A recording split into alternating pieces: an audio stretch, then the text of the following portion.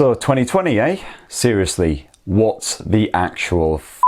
We were basically all done with it by like March time thanks to global pandemics and corrupt governments and all the stuff that just makes Brexit look like a friggin' birthday party. I mean, this year's been so utterly turd that even Bill Withers said, "F*** this, I'm done." And when the lovely day guy checks out, then shit, we're all basically f***.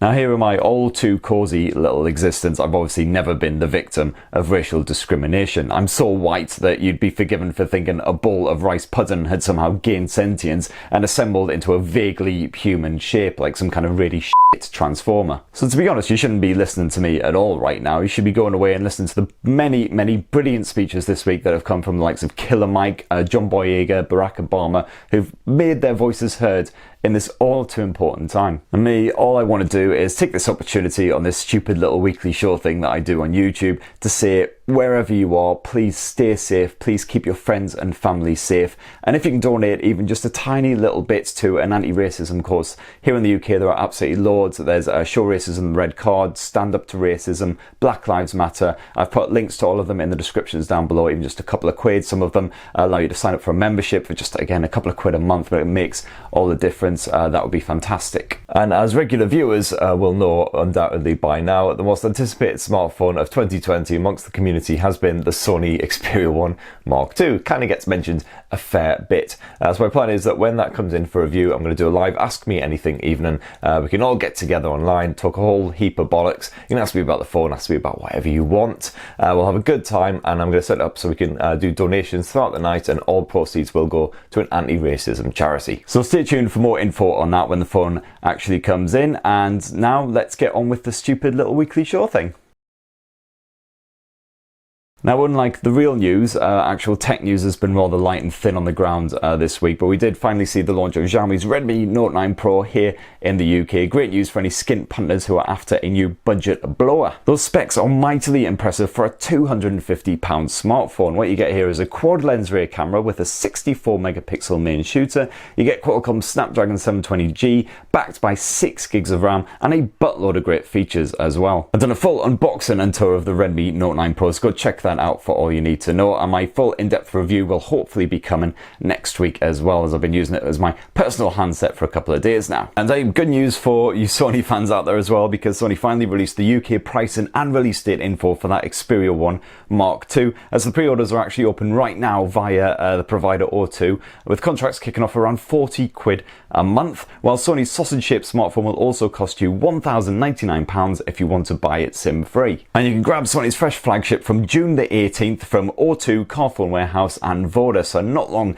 to wait now at all. Exciting times. And that, believe it or not, is basically it for tech-based shenanigans from this week, unless anyone actually cares about the microscopic Game Gears that are being re-released. 4 of them, each with 4 different games, so you have to buy the whole set if you want all 16 titles, and it's going to cost you around $200, I think it was, they said. But none of those games are Smash TV, so frankly, so let's just rush right along into the part of the show that's too hot for TV. It's viewer comments.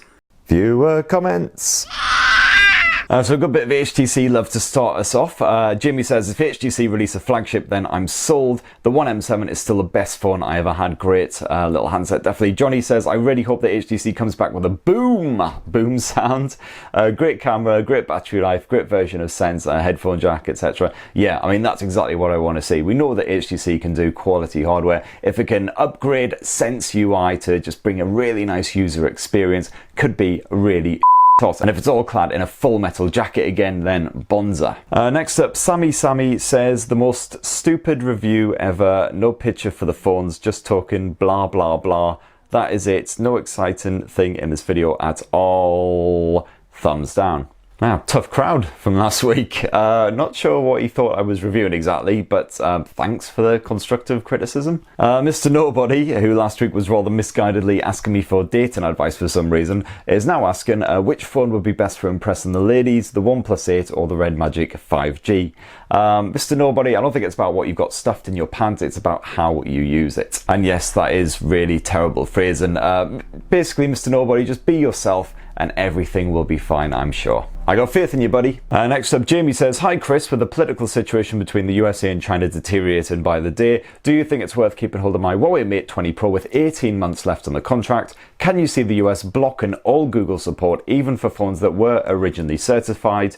I've put nothing past the what's it in a wig." Yeah, I've actually had quite a few emails, messages, tweets about this very subject just in the past couple of weeks or so. So yeah, it's a perfectly understandable concern. So basically, while no new Huawei phones will ship with Google services, there's a support exemption in place that basically means that older phones like the Mate 20 Pro, the P30 Pro and everything can continue to use those Google services. And that's why Huawei has rather weirdly released this new updated new version of the P30 Pro, because it's technically still a P30 Pro and therefore it's covered by the exemption. So it is all basically stupidly confusing and more than a little bit ridiculous. And it is perfectly possible that this exemption could be stumped into oblivion at any point by the, as you say, what's it in a wig. And what's it, by the way, perfect analogy, because he is a deep orange colour and also just full of useless air. But right now, rather crazily, we are over a year into the ban, and so far there's no sign of that happening. So fingers crossed you'll be alright with those older devices. Next up, Stephen says, "Wow, over 10% female audience. That's more female attention than I've ever got."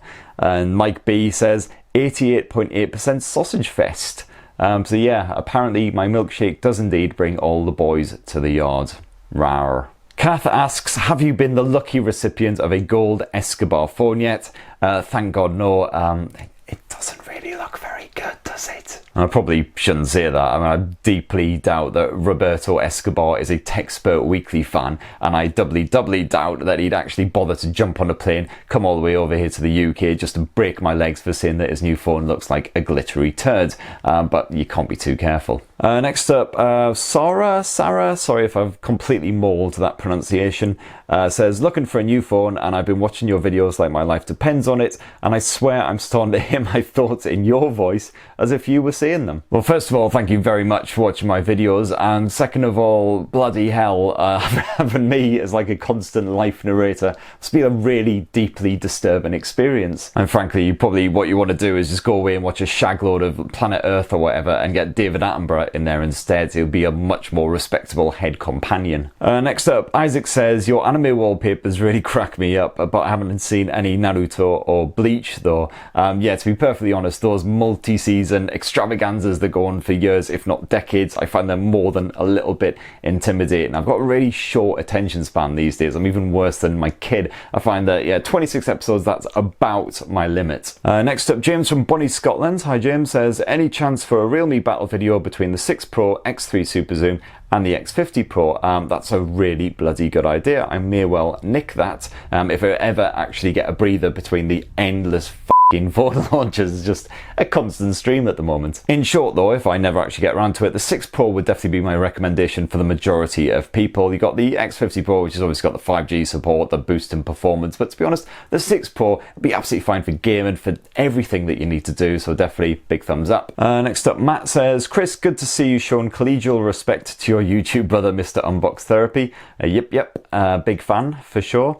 Which other tech YouTubers do you watch? To be honest, the only other tech channel I ever really watch is Oz Technica, and that's only because of their brilliant War Stories shows. If you haven't seen those, absolutely fantastic. They basically get a bunch of developers for games from throughout the ages, like some Crash Bandicoot, Abe's Odyssey. They even had a Prince of Persia one, the original Prince of Persia, as in the saw blades coming down, slicing you in two. That was great when you were like 11 years old. And just all about the different technical difficulties that they face when actually coding these games. It's deeply geeky stuff, but I love that shit as a massive nerd. So yeah, if you're into that sort of stuff, definitely go check that out. Next up, our good friend Such Joy Ambition Finds, hello sir, says, "I'm very worried, Chris, as to how you're managing your luscious eyebrows during the lockdown.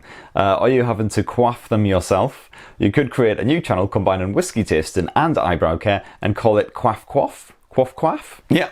Love it. Let's do it. And for your information, no maintenance required on these bad boys, my merry wee chum. This is all natural face bush." Next up, Liam says, "Fantastic jingle, all the sensory delight of a service station toilet." Not quite all, my friend. As soon as somebody clever comes up with a way of piping smells via the internet, then basically you're all in a lot of trouble. Jake the Dog says, "Hi Chris, I also had tickets to Slam Dunk and I'm gutted it was cancelled this year." It's just like, oh, 2020, man, just dick punch after dick punch. It just never ends. Who are you most looking forward to seeing play? I mean, just so many, dude. That lineup was like a who's who, best of, greatest hits list of just like all the best rock, punk, metal. So Dance Gavin Dance, I'm a massive fan of. They were in there. Fit for a King, Bury Tomorrow. 4 Year Strong was looking forward to after their new Brain Pain album, I believe it's called. It was a really, really good album. Ice9 Kills as well. I've got a massive soft spot for. Huge horror movies fan and metal fan as well, so the Silver Scream was just like the perfect album. So yes, I really, really hope that most, if not all of them, come back for next year, if there even is a next year. At this rate, who knows what's gonna happen, basically. And as usual, floods of review requests. So I've had requests for the Pixel Buds, the Moto G Stylus, or the G Pro as it's going to be known over here, the Realme Watch, various other budget phones as well. I'm on pretty much all of that stuff, definitely trying to get samples in. As I say, that pile ain't going down anytime soon, but I'm going to try and get through it all as quickly as humanly possible. So big huge thanks to all of your comments, messages, requests, everything else as well. Definitely please slap your thoughts down in the comments below as well, and we'll get through as many of those as possible. Same time next week. And speaking of next week, what you can expect apart from a review of the Redmi Note 9 Pro is Huawei P40 Pro Plus is being officially launched, as it were, here in the UK on the Wednesday. So I've got mine right here. Stay tuned for a full unboxing and tour of that bad boy next week. And hopefully, as I say, if the Xperia 1 Mark II comes in, we'll get that live Ask Me Anything on the go. I'll post up details on my Twitter account, so if you're not following me on there, it's Tech Spurt Video, so go check that out. Have a great weekend, everyone. Stay safe, take care of yourselves, and I will speak with you all next week. Cheers very much. Love you.